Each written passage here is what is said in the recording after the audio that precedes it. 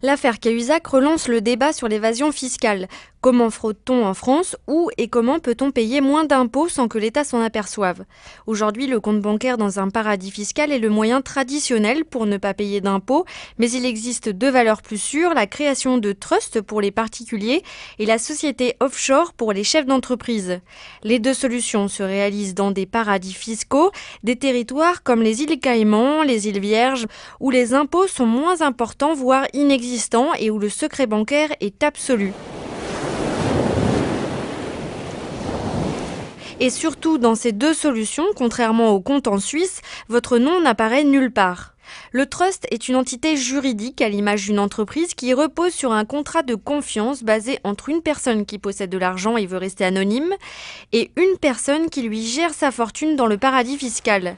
Cette seconde personne s'appelle un prête-nom. Elle est payée pour prêter son nom afin que l'on ne puisse pas retrouver sa trace. Le trust sert à ne pas payer d'impôts sur une fortune que l'on veut faire fructifier ou que l'on veut transmettre en toute discrétion à ses enfants ou encore pour des motifs plus avouables comme le caritatif. Attention, tous les pays n'autorisent pas le trust. En Suisse, par exemple, cette possibilité est interdite.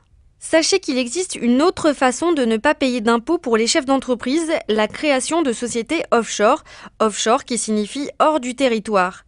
Il s'agit de sociétés fictives basées dans des paradis fiscaux.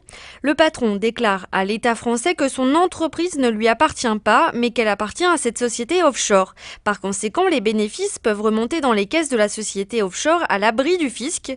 Et pour effacer le lien entre sa société et celle qui est basée dans le paradis fiscal, le chef d'entreprise paye une personne qui prête son nom afin que l'on ne puisse retrouver sa trace.